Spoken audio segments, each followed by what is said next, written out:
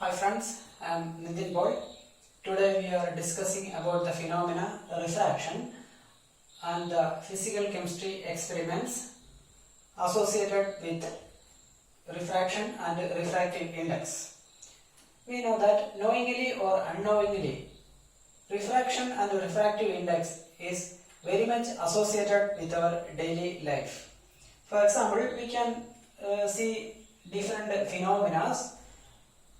Here, a tumbler, we are keeping a tumbler, inside that one a coin is placed there. Now the tumbler is empty and we can ask a person to, we can place it on a table and ask a person to watch the coin, and now he is able to see the coin, but if you are keeping him at a little distance, it will be difficult to see the coin because the coin, it is somewhere away here. So it is difficult to see the coin, and if you are filling water into this tumbler, the person will start to see the coin after some time. Whenever the water filling this tumbler, the person will be able to see the coin. This is one experiment. It's a very simple experiment. And another one is, usually in the case of fishing, it is difficult to fish directly by arrow or any such methods. Just hitting by arrow, it is difficult to catch a fish inside this water because the position of fish will be different. It is actually some apparent position. We can call it as apparent position, or even the depth. If the depth of streams and ponds will be little bit lower than the original one, or we will observe it as lower than the original depth.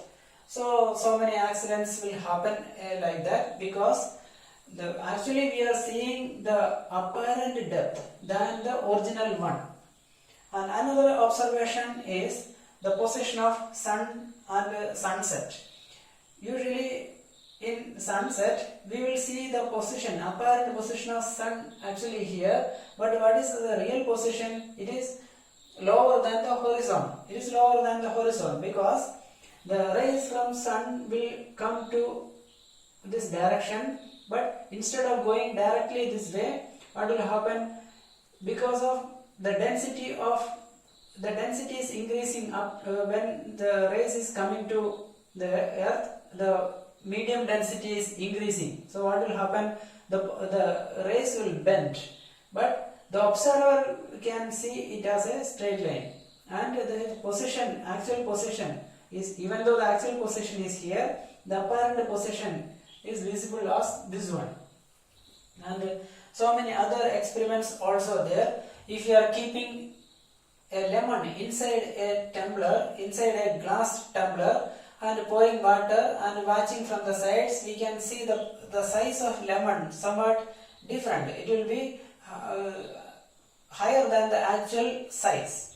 And another phenomena related to refraction is the twinkling of stars, or we can ask the question, why stars twinkle?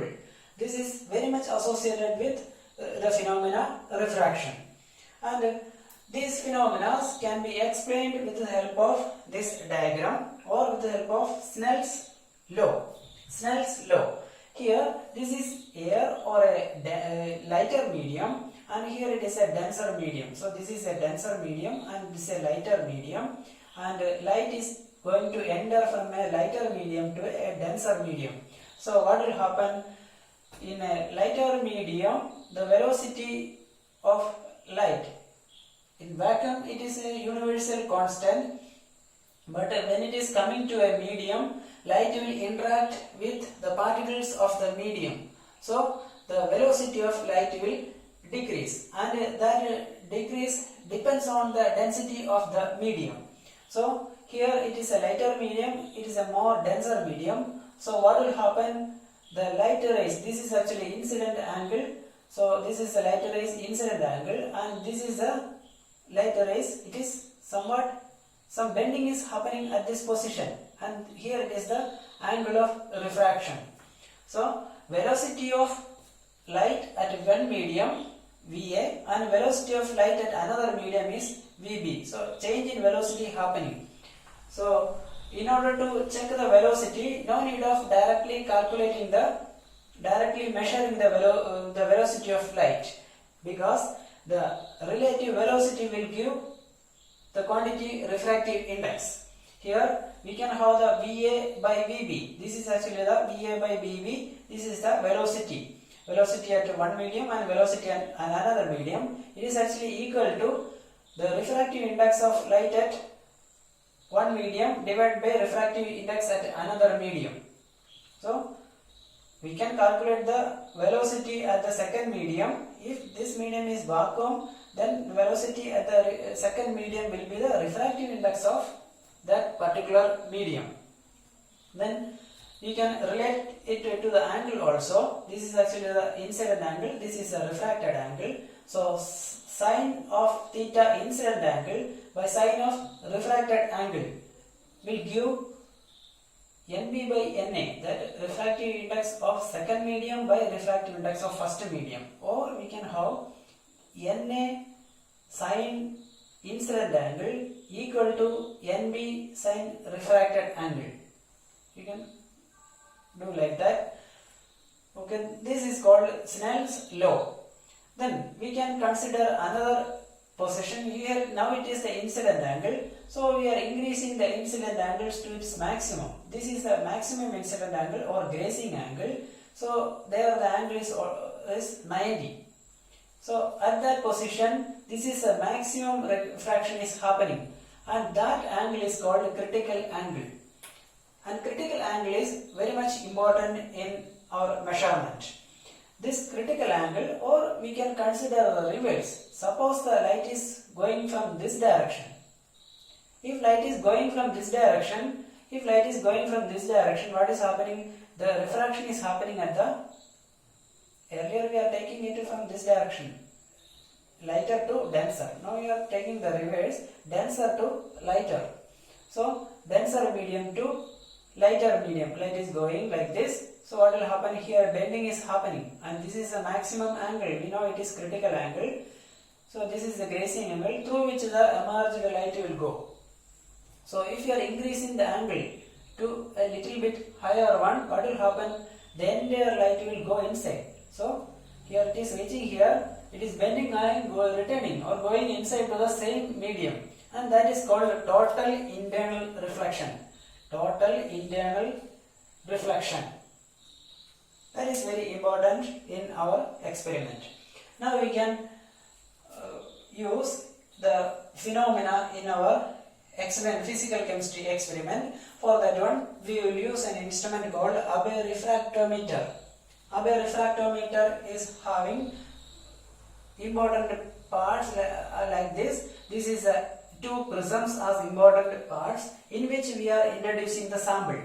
And this is called the illuminating prism, and this is the refracting prism.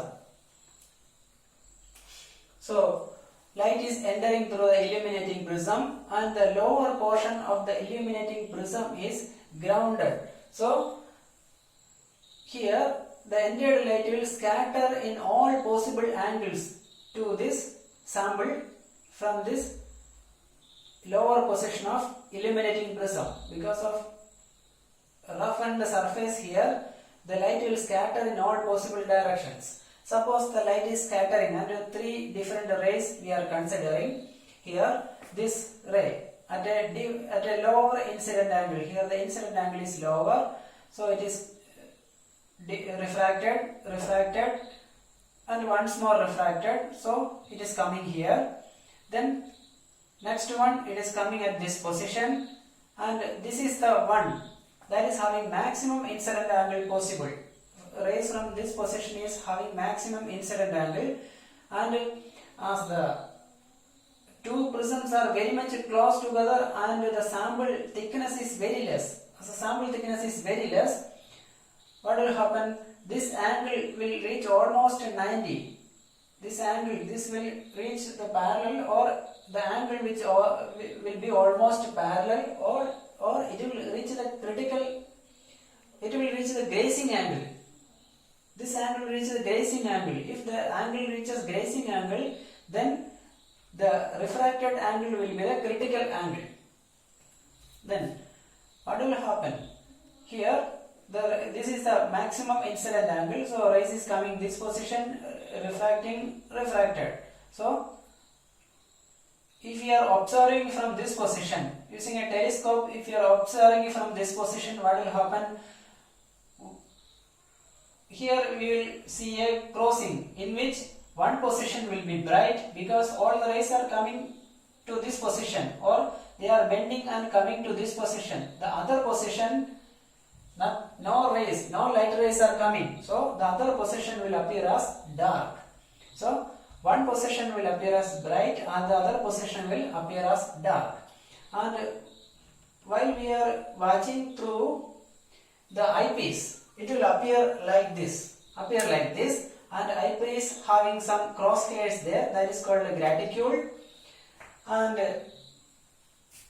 And this separation between this dark and bright will be very effective if you are using a monochromatic light, and that is called the separatrix. And if the separatrix is matching with the graticule, then we can directly observe the refractive index of sample from the scale.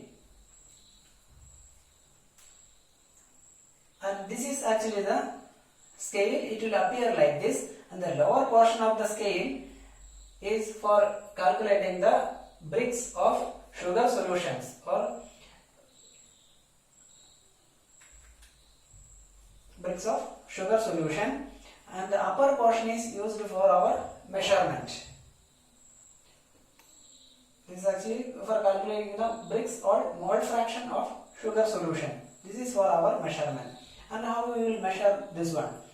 And suppose this point, initially we will calibrate this instrument with the help of water, because refractive index of water is 1.3330. We will fix the instrument or calibrate the instrument with the help of this distilled water. Then now we are introducing the sample and the scale is coming at this position. We want to measure that one.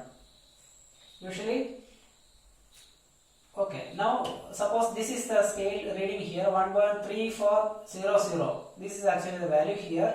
So next point, what will be the value here at this position? It is 0.0005 higher. So it will be, this position will be 1.3405, and this will be 1.3410, 1.3415, 1.3420, and this will appear as 1.3450, 1.3455. Then what will be this value? This is actually this crossing, and what will be the value there? So we can see that 1.3450 here, 60 here, 70 here, and this 1.3475. It is 1.3475. This is how we will determine the value. Then now we can say here we are introducing one sample and we are measuring the value. If you are introducing a different sample or different compositions, we can change composition of solutions, or we can determine the unknown concentration of solutions with the help of this refractometer. How we will do that? So we will introduce a sample here. So what will happen? Here the incident angle theta I, that is the maximum value possible here. So whatever may be the introduced sample, theta I is fixed one. So theta I won't change. There is no change in that one. Then what about the refractive index of this sample prism? The second one. Refractive index of prism. It is similar to this one. Rays entering to one medium to another one, from one medium to another one. So this is a second medium. So refractive index of prism is NB. That is also fixed because we are not changing the prism. We are only changing the sample. So with respect to the change in refractive index of sample. That means with respect to sample. If you are changing the sample, refractive index will change. If you are changing the concentration, refractive index will change. So with respect to this one, only theta r, the value will change. Theta r value will change. But as we are calibrating the instrument with the help of water, we will directly get the value. Refractive index value obtained will be the directly refractive index of sample introduced. So the value obtained will be refractive index of the sample placing here. Now we can check how we can calculate the concentration of a sample. For that one, suppose you are provided with a sample glycerol solution and you are asked to determine the concentration of the sample with the help of refractometer. How we will do that? For that one, first of all we want to prepare different glycerol samples of known concentrations. Suppose you are introducing 20 ml glycerol into a 50 ml. That means glycerol, this is water. So 20 ml glycerol and 30 ml water. So totally 50 ml in a standard flask. So what will be the percentage of glycerol there? This is actually a double of this one. So percentage of glycerol will be 40. So now we are changing this another value taken, another standard flask taken. It is 25. So 25 water. So percentage is 50. 30. Now the percentage is 60. So different compositions of glycerol samples are prepared, and these samples, and along with that one you are having that unknown sample with you. That one's concentration is unknown here. So next one you can calculate or you can experimentally measure the refractive index directly. You will get the refractive index directly. If you are introducing water, you are getting the refractive index of water. If you are introducing a sample here, you will get the refractive index of that particular sample. So we are going to measure the refractive index of that particular concentrations. So first of all, we are having different solutions there. So from the 40 ml solution, we will take 1 or 2 drops and place here. So and we will measure here. So what will happen?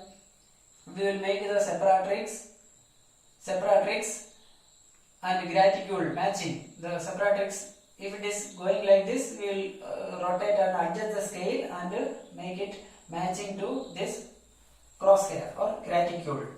So the value we will get, and we will measure the value here in the scale. So the value appearing will be, suppose it is 1.3410 one value. Then we will remove this sample, introduce the next sample, next concentration. So it will be 1.3420.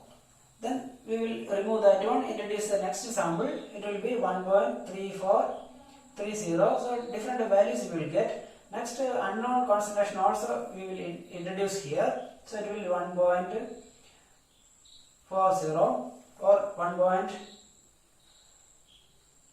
This is also appearing as 1.20. So what we will do the next?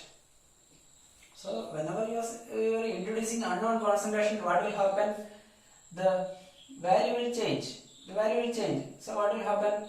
The separatrix appearing here will change. Will go to some position. It will be away from this crosshair, this graticule position. It will be away. So we should rotate some scale and allow it to come here. If you are rotating scale, the value will change at that position. At time it will come to this separatrix will come to this graticule. It will appear like this. This is actually the point at which we should measure.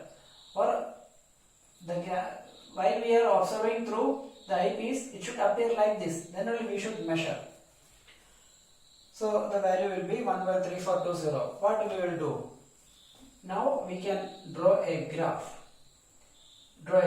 In which the refractive index is placed along the y-axis and the composition is along the x-axis. Composition, here composition is there, this is actually composition along x-axis and the refractive index along y-axis. So you will get a straight line. Usually whenever the concentration increases, the refractive index value also will increase. That is according to Snell's law. So you will get a straight line. Suppose this is the refractive index of unknown. From the refractive index of unknown value here, you obtain the refractive index value from experiment here. So you can plot here. So corresponding percentage composition you will get. This is actually the percentage of that concentration of that particular sample, and this is that ABBE refractometer experiment. Now we can see what is an ABBE refractometer and what is the constraints, how we can introduce a sample, or we can see now.